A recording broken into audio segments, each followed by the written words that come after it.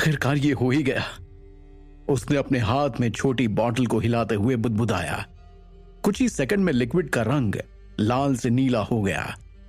अभिमन्यु ने बॉटल को फिर से हिलाया और लिक्विड का रंग जल्द से लाल हो गया। कमाल है, ये तो मिस्टीरियस बुरे सपनों की दवाई है। अभिमन्यु को बुरे सपनों की दवाई की एक डोज बनाने में लगभग 10 दिनों का समय लग गया। अब मैं अंतिम पड़ाव पार कर सकता हूं, अभिमन्यु ने सोचा। वो उत्साहित था। उसने जीरो से कहा, जीरो, मुझे सही बचाव मंत्र का डेटा दिखाओ। मंत्र मॉडल पूरी तरह सही किया गया। प्रयोग मॉडल, हाई तापमान क्षेत्र, धातु मंत्र और सिमुलेशन के 15 रन पूरे हुए। सारे मापदंड पूरे हुए। आप सफल हुए। अभिमन्यु ने सिर हिलाया और उसके चेहरे पर मुस्कान फैल गई। वो रिजल्ट से बेहद खुश था। उसने बिस्तर के पास पड़े हुए एक बैग से एक क्रिस्टल घड़ी निकाली और समय की जांच करने लगा। शाम के 7:23। स्कूल के कमरे रुकावटों से तो सुरक्षित हैं, लेकिन अचानक अभिमन्यु ने बात करना बंद कर दिया। कोई हाई एनर्जी वाला प्राणी आ रहा है, जीरो ने चेतावनी दी। अभिमन्यु ने अपने कमरे के फर्श पर एक काली बिंदी को देखा जो कि इधर उधर भाग रही थी, लेकिन अभिमन्यु शांत रहा। वो काली बिंदी को देखता रहा। ये एक छोटा कीड़ा था। कीड़े का शरीर गोल मटोल था और ये लगभग एक नाखून के बराबर था। उसके 6 पैर थे और वो बहुत तेजी से घूम रहा था। दरवाजे पर लगे एनर्जी पार्टिकल्स ने इसे रोकने की भी कोशिश नहीं की।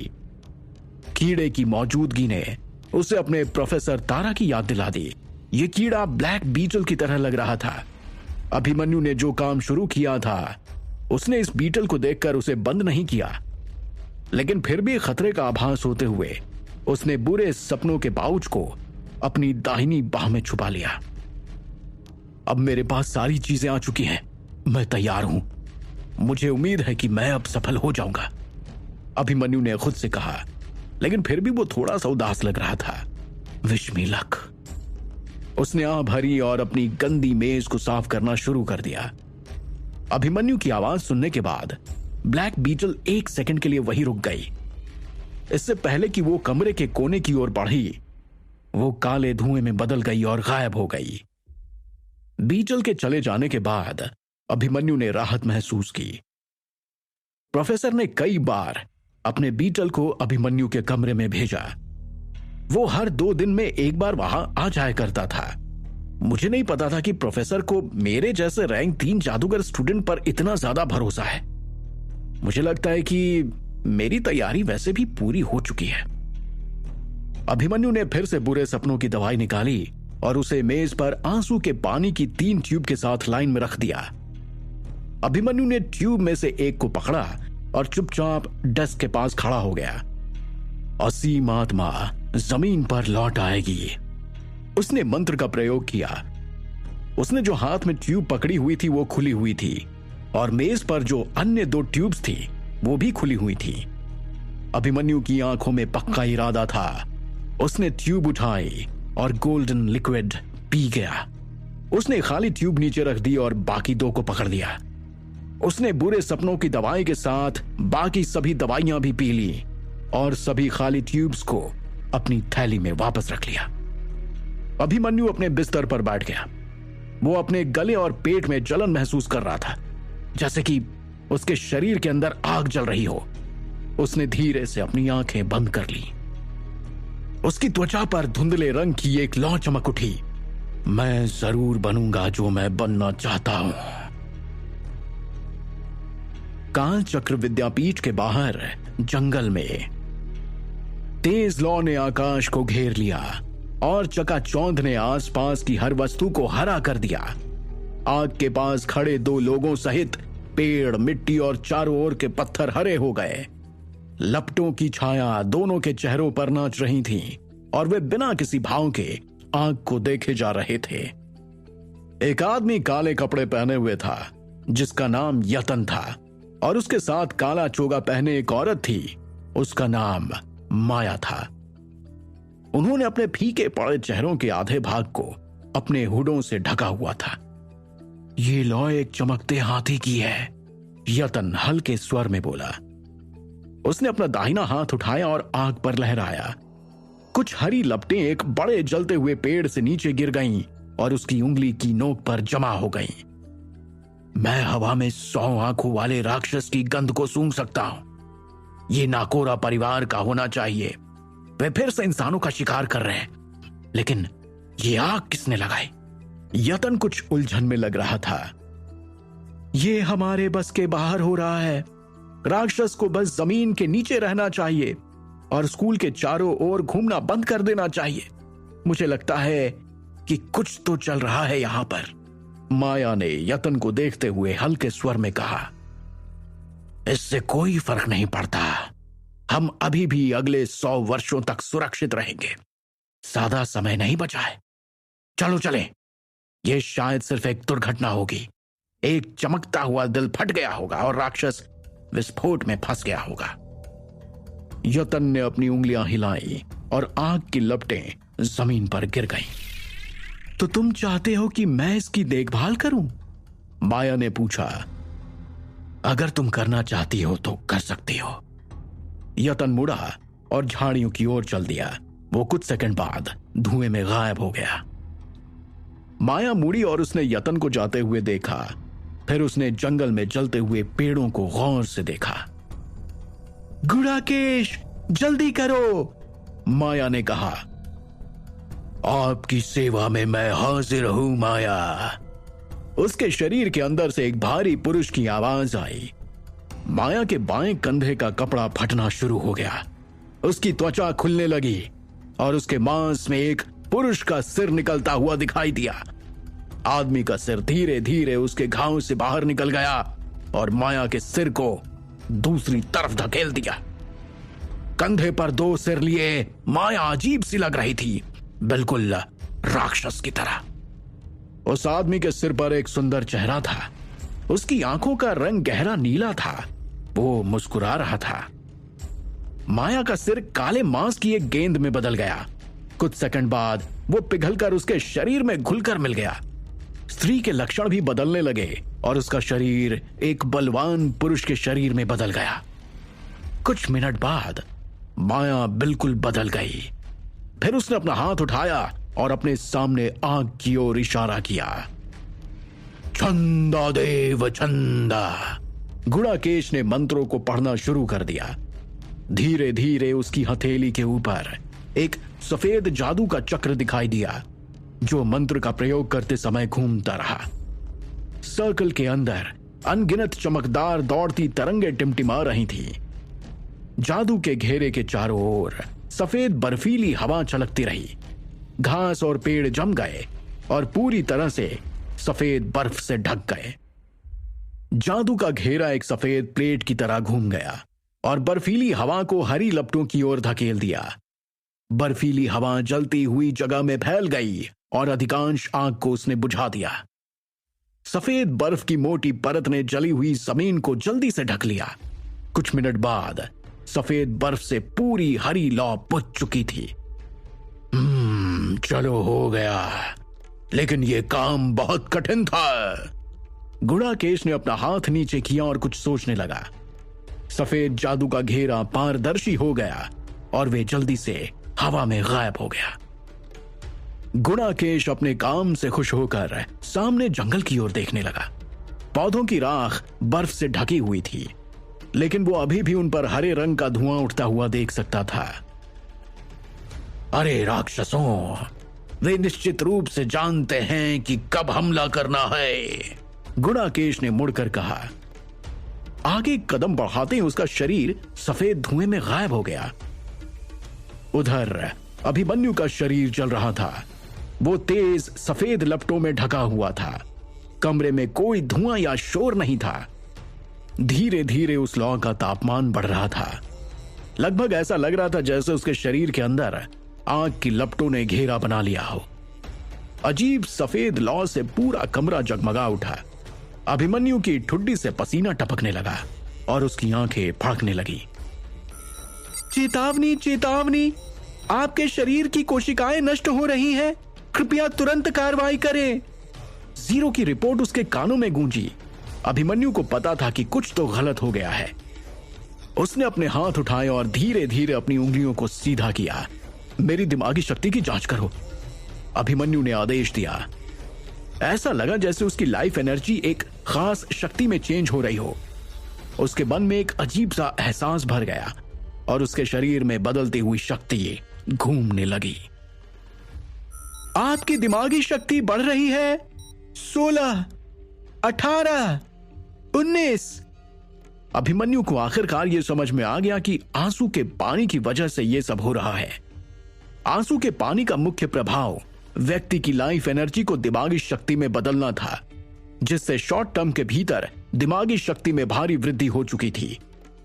जादूगर स्टूडेंट्स इतनी मजबूत दिमागी शक्ति के साथ सीमा तोड़ सकते हैं और अगले लेवल पर पहुंच सकते हैं। हालांकि अगर दवाई का सेवन करने वाले लोग सीमा को तोड़ने में असफल रहे तो बदली हुई लाइफ एनर्जी बर्बाद हो जाएगी और उनकी जीवन जीने की संभावना भी कम हो जाएगी। आंसू के पानी को सफलतापूर्वक बनाने के लिए जो चीज चाहिए थी वो थी लाइफ एनर्जी, और इस लाइफ एनर्जी को दिमागी शक्ति में बदला जा सकता था। उसे जितना ज्यादा बदला जाता उतना ही ज्यादा अच्छा होता। अभी तक सीमा को तोड़ने की कोशिश करते समय जादूगर स्टूडेंट्स ने आमतौर पर आंसू के पानी का केवल एक हिस्सा इस्तेमाल किया है। इससे उनके शरीर को थोड़ा नुकसान तो पहुंचता ही है। कोशिश करने वाले कुछ स्टूडेंट्स की तो इस दौरान मौत भी हो चुकी है।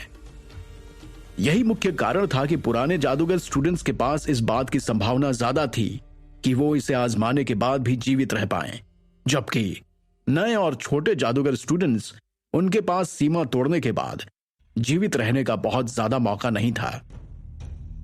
अभिमन्यु ने 3 हिस्सा आंसू का पानी और 1 हिस्सा नाइटमेयर दवाई का सेवन किया। पूरी उम्मीद थी उसे कि अगर वो सीमा को तोड़ने में कामयाब नहीं रहा तो शायद उसकी मृत्यु हो जाएगी। अभिमन्यु के शरीर पर सफेद लौ चुपचाप जलती रही। मंत्र मॉडल बनाना शुरू करो। अभिमन्यु ने अचानक अपनी आंखें खोली।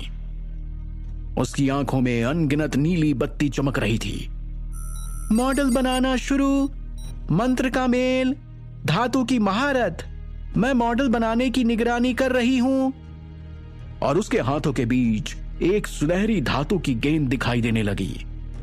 सेकंड भर के अंदर उसका हाथ लाल हो गया और धातु की गेंद पिघलने लगी। वो धातु गोल्डन लिक्विड की एक गेंद में बदल गया। वो गेंद लिक्विड से अलग हो गया और अभिमन्यु की कलाई से जुड़ गया। इसे देखने पर ऐसा लग रहा था जैसे कि किसी झील में पानी की कुछ बूंदें गिर गई हों। 2 जाल लिक्विड से अलग हो गए और अभिमन्यु की कलाई से जुड़ गए। यह झील में पानी गिराने जैसा था। जाल तुरंत उसकी त्वचा में समा गया। 2 पतले हल्के सुनहरे तार अभिमन्यु के हाथों को सुनहरी गेंद से जोड़ रहे थे। धातु के लिक्विड को उसकी त्वचा की सतह में इंजेक्ट किया गया। उसकी पीली त्वचा, जिसने धातु के लिक्विड को सोख लिया था, धीरे धीरे सुनहरी होने लगी। अभिमन्यु ने अपनी स्थिति बनाए रखी। उसने बस अपने शरीर पर आग को जलते रहने दिया। अंत में उसने कई मिनट बाद पंजे से बनी सुनहरी गेंद को पूरी तरह से सोख लिया। बुनियादी दिमागी शक्ति मॉडल बनाया गया, जीरो ने बताया। जीरो की आवाज सुनकर अभिमन्यु राहत महसूस करने लगा। अब उसने अपनी उंगलियों को थोड़ा ढीला छोड़ दिया। उसने अपनी जैकेट उतारी और कोने में फेंक दी। जब उसने अपनी जैकेट उतारी तो बिना जहर के 5 चांदी के खंजर सामने आए। उसकी कमर पर जंजीर का पंजा, चाकू और क्रॉस गार्ड की तलवार भी लटकी हुई थी। सभी खंजर उसके भूरे रंग के बेल्ट पर खांचे में रखे हुए थे। अभिमन्यु उन पर अपना हाथ रख रहा था। उसने अपने हाथों से जो पहला खंजर दबाया वो उसके हाथ में पिघल गया। दूसरा वाला, तीसरा वाला, चौथा वाला, इसके अलावा चेन पंजा, चाकू और क्रॉस गार्ड तलवार भी सभी के सभी उसके हाथों में पिघल गए। 2 मिनट बाद अभिमन्यु के सभी धातु वाले हथियार पिघल चुके थे और उसके शरीर में समा चुके थे। उसकी त्वचा पर चांदी की चमक बिछी हुई थी और उसके कुछ बाल सफेद हो गए थे। स्पेल मॉडल बनाया गया, सामग्री की आवश्यकता पूरी हुई। जीरो ने आखिरकार फिर से सूचना दी। आपका समय अभी भी बाकी है 15 मिनट 32 सेकंड। अभिमन्यु के भाव बदल गए। वो महसूस कर सकता था कि वो उस लेवल पर पहुंच गया है जिसकी वो पहले कभी कल्पना भी नहीं कर सकता था। लेकिन उसने ये भी देखा कि उसका शरीर कितना कमजोर हो गया है। आखिरी कदम मैंने शायद पार कर ही लिया, वो अपना दाहिना हाथ उठाते हुए बुदबुदाया। अभिमन्यु का फ्रैक्चर वाला हाथ अभी भी पूरी तरह से ठीक नहीं हुआ था। हालांकि उसने काफी समय तक आराम किया था, फिर भी पता नहीं क्यों वो ठीक नहीं हो पा रहा था। अभिमन्यु ने अपने दाहिने हाथ से अपने बाएं चेहरे को धीरे से छुआ। उसकी हथेली जल रही थी और वो दर्द महसूस कर सकता था। वो कराह उठा और धीरे से अपनी आंखें बंद कर ली। 3 चांदी के निशान दिखाई दिए उसे, क्योंकि उसकी उंगलियां धीरे धीरे उसके चेहरे के बाईं ओर खिसक रही थीं। वे निशान धातु की पट्टियों की तरह लग रहे थे जो उसके चेहरे में डाले गए थे। वो मुंह से कान तक झुके हुए थे और अभिमन्यु का औसत दिखने वाला चेहरा अब कुछ अजीब सा बन गया था, बहुत ही अजीब सा। उसने फिर से अपनी आंखें खोली और ऐसा लगा जैसे किसी ने अभिमन्यु का शरीर अब चांदी में बदल दिया हो।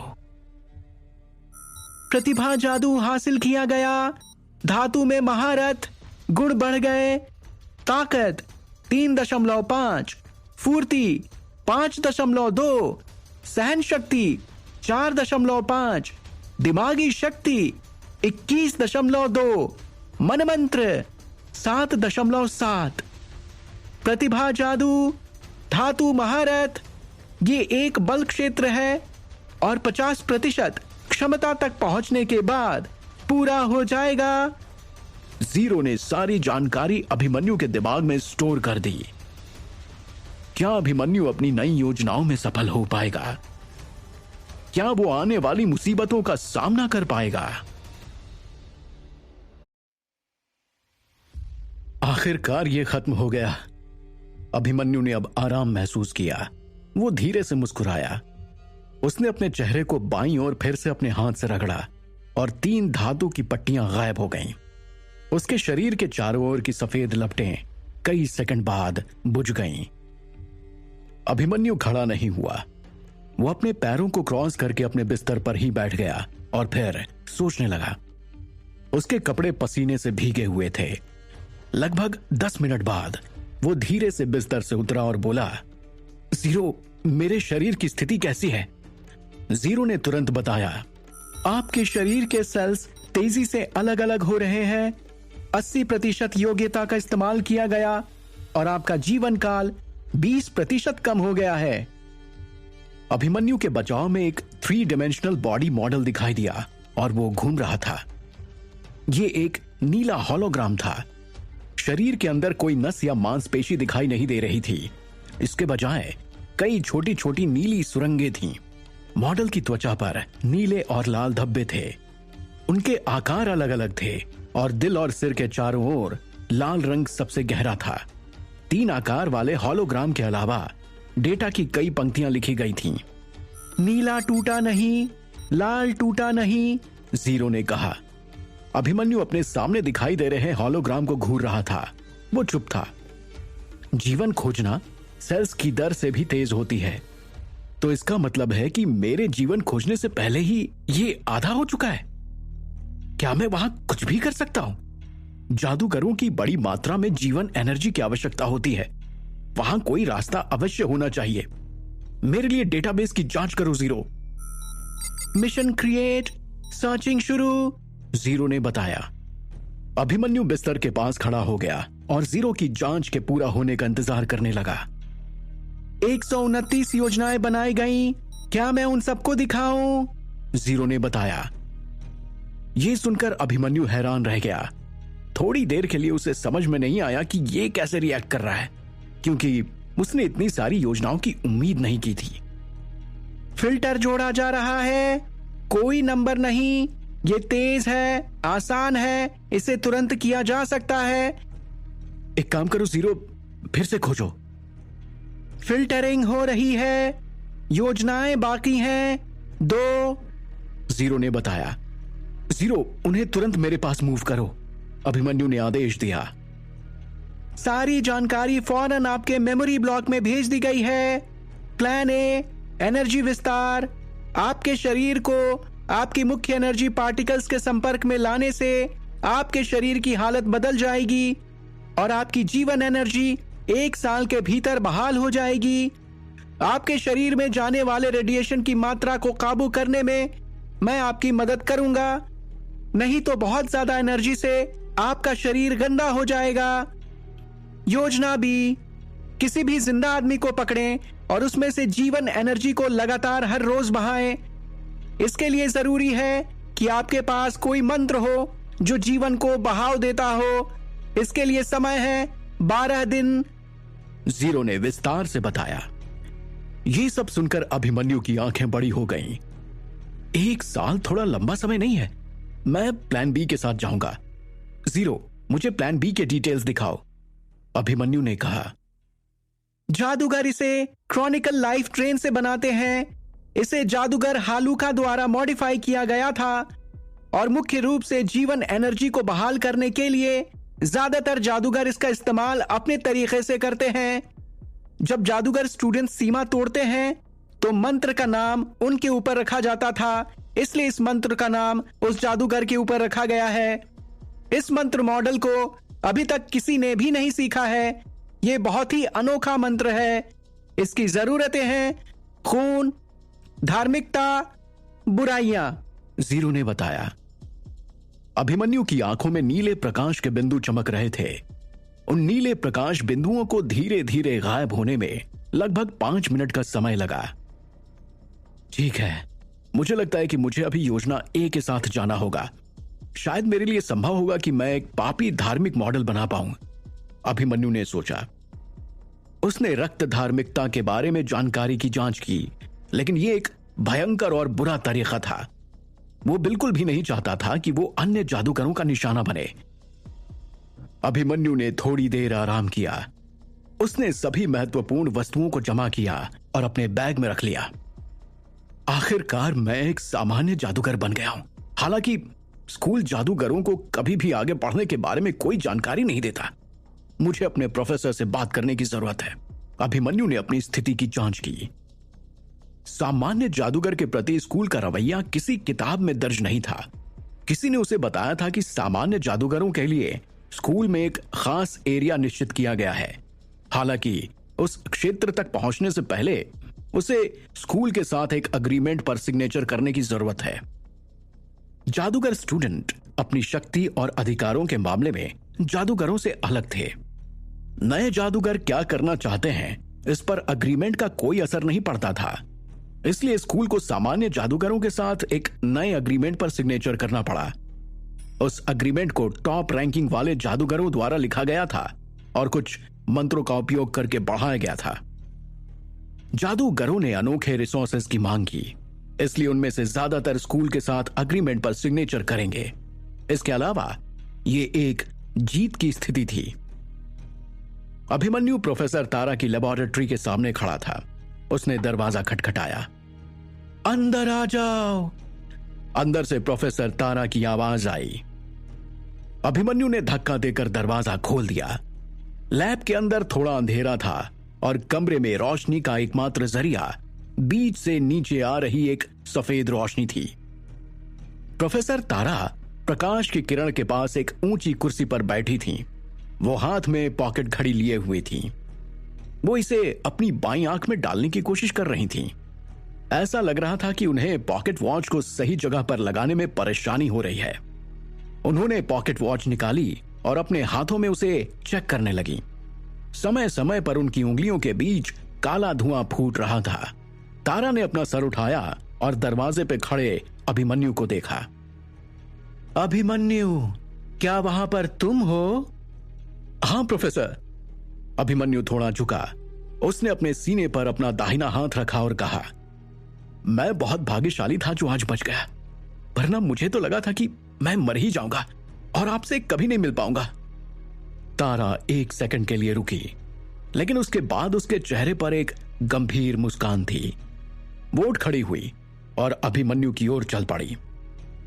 उसका शरीर काले धुएं के ढेर में बदल गया जिसने अभिमन्यु को घेर लिया। बधाई हो मेरे बच्चे, ये कहकर तारा ने अभिमन्यु को गले लगाया और उसकी पीठ थपथपाई। उसने अभिमन्यु के सिर पर सफेद बाल देखे। ये सब आपकी वजह से हो पाया है, धन्यवाद, अभिमन्यु ने कहा। वो जानता था कि तारा वास्तव में उसके लिए खुश है। हालांकि उसे गले लगाना एक ठंडी लाश को गले लगाने जैसा था, फिर भी उसने उसे वापस गले लगाने का फैसला किया। मुझे माफ करो अभिमन्यु, मैं थोड़ा उत्साहित हो गई। मेरे एक स्टूडेंट ने सीमा तोड़ी है और आज मेरा कोई स्टूडेंट 15 सालों बाद सामान्य जादूगर बन पाया है। मैं आज बहुत खुश हूं अभिमन्यु, तारा ने पीछे हटते हुए कहा। हालांकि 15 साल जल्दी बीत गए, फिर भी मैं थोड़ी बेचैन महसूस करती हूं जब भी मैं अन्य फैकल्टी के जादूगर स्टूडेंट्स को सफलतापूर्वक सीमा को तोड़ते हुए देखती हूं। तुम समझ सकते होगे कैसा लगता है। तारा ने अभिमन्यु के जवाब का इंतजार नहीं किया, वो बस बोलती रही। मेरे पीछे आओ। जादूगर बनने के बाद तुम्हारा रैंक चाहे जो भी हो, तुम्हारे और स्कूल के बीच अग्रीमेंट को अपडेट करने की जरूरत है, नहीं तो स्कूल तुम्हें कोई भी अनोखा रिसोर्स प्रदान नहीं करेगा। तुम्हें चाहिए कि तुम उनका भरोसा जीतो। प्रोफेसर तारा मुड़ी और प्रकाश की किरण की ओर चल पड़ी। मुझे चिंता है कि प्रोसेस के दौरान वे शाप तुम्हें चोट पहुंचाएंगे, लेकिन ऐसा लगता है कि तुम पहली कोशिश में सफल हो गए हो। मैंने सोचा था कि ओजस पहले सीमा को तोड़ने वाला स्टूडेंट बनेगा। मैं उन 5 रैंक 3 के जादूगर स्टूडेंट्स की एहसानमंद हूं। उनके पास ऐसा करने का सबसे अच्छा मौका था, पर अफसोस कि उन्होंने उसे गंवा दिया। प्रोफेसर तारा की इस बात को सुनकर अभिमन्यु मुस्कुराया और तारा के पीछे चल पड़ा। उनके पीछे का दरवाजा अपने आप बंद हो गया। तारा ने अपनी जेब घड़ी हाथ में लिए धीरे से चलते हुए कहा, करीब 100 साल पहले मेरे पास ये महिला स्टूडेंट थी। वो मेरी पसंदीदा बच्ची थी। लड़की सुंदर, मजबूत और आजाद थी। मैं उसकी सीमा को तोड़ने में उसकी मदद करना चाहती थी, इसलिए मैंने आंसू के पानी का एक हिस्सा उसे उपहार में दिया था। लेकिन क्या हुआ उसके बाद? अभिमन्यु ने तुरंत पूछा। अफसोस कि वो बहुत बूढ़ी हो चुकी थी और उसे दवाई ने जलाकर मार डाला था, तारा ने उदास होते हुए कहा। अभिमन्यु को उसकी आंखों में अफसोस के साथ तेज दर्द भी दिखाई दे रहा था। उसने अपनी आंखें नीची कर ली। वो अंत में समझ गया कि उसने क्या वादा किया था। तारा के एक स्टूडेंट बनने पर उसे दवाई का एक हिस्सा दिया गया था।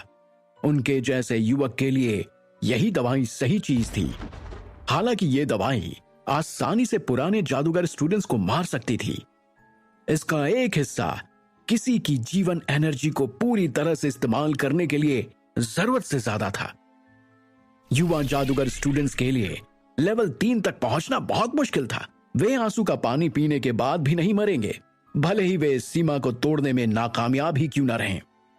शायद यही वो एक कारण था कि रैंक 3 के जादूगर स्टूडेंट्स के लिए आयु सीमा क्यों तय की गई थी। हालांकि मैंने तो दवाई के 3 हिस्से पी लिए हैं और मैं अभी तक मरा नहीं। अभिमन्यु ने कुछ देर सोचा। वो जानता था कि वो बुरे सपने की दवाई द्वारा बचा लिया गया था। उसने आंसू के पानी के साइड इफेक्ट्स को कम कर दिया होगा, वरना इस दवाई के 3 हिस्से पीने के बाद तो कोई भी नहीं बचता। अब तक तो अभिमन्यु मर चुका होता। अभिमन्यु आखिरकार समझ गया कि बुरे सपने की दवाई कितनी महत्वपूर्ण है। तारा का पीछा करते हुए उसने दवाई के मिक्स होने वाले प्रोसीजर्स के बारे में सोचा। वो दोनों थोड़ी देर बाद वहां पहुंच गए जहां से रोशनी आ रही थी। तारा ने हवा में इशारा किया और अभिमन्यु के पीछे एक काली कुर्सी नजर आई। वे दोनों उस पर एक साथ बैठ गए। क्योंकि अब तुम एक सामान्य जादूगर हो, मुझे लगता है कि ये तुम्हें कुछ बताने का समय है जो तुम्हें जानना चाहिए। ऐसा कहते हुए तारा ने पॉकेट वॉच पर समय बदला और उसने अपनी बाईं आंख में उस वॉच को डाल लिया। फिर उसने कहा, मेरा सुझाव है कि तुम स्कूल के बयान पर सिग्नेचर ना करो। अग्रीमेंट पर एक विशेष लाइन लिखी होती है जिसमें कहा गया है कि तुम्हें 300 वर्षों तक स्कूल में रहना होगा। क्या मुझे हमेशा यही रहना होगा? अभिमन्यु ने हैरान होकर पूछा। हाँ, तारा ने हाँ में सिर हिलाया और कहा, काल चक्र विद्यापीठ ये आत्माओं और मरे हुए लोगों से भरा हुआ स्कूल है। ये ग्रुप शैडो पर्ल की रक्षा के लिए बनाया गया था। अगर तुम छाया मंत्र में प्रतिभाशाली हो तो तुम्हें यहां रहना होगा और अपना रिसर्च पूरा करना होगा। ये शैडो पर्ल क्या है? मैं नहीं जानता इसके बारे में। अभिमन्यु ने गहरे स्वर में पूछा। स्कूल में कई जादूगर हैं और उनका एकमात्र उद्देश्य इस खजाने की रक्षा करना है। शैडो पर्ल शक्ति का एक जरिया है। ये उन लोगों या जादूगरों के लिए विश्वास से परे है जिन्हें डार्क एनर्जी की जरूरत होती है। इस खजाने के कारण हमें जादुई कालीपीठ और कुछ अंडरग्राउंड रेस के खिलाफ लड़ने की जरूरत होगी। ये तुम्हारे कोर्स में से नहीं है। तुम काला जादू या शैडो स्पेल में प्रतिभाशाली नहीं हो, इसलिए तुम इसमें शामिल नहीं हो पाओगे। मेरे ज्यादातर स्टूडेंट्स ने जादूगर बनने के बाद स्कूल छोड़ दिया क्योंकि उन्होंने अन्य प्रकार के एनर्जी पार्टिकल्स पर ध्यान लगाना शुरू कर दिया था। प्रोफेसर तारा ने गंभीर स्वर में कहा। प्रोफेसर तारा, मुझे यहां कोई जादूगर नहीं दिखता क्योंकि वे सभी बाहर लड़ रहे हैं। उनमें से कितनों ने स्कूल के लिए अपना जीवन बलिदान किया? अभिमन्यु ने पूछा। अनगिनत स्टूडेंट्स ने अभिमन्यु। तारा ने हाँ में सिर हिलाया।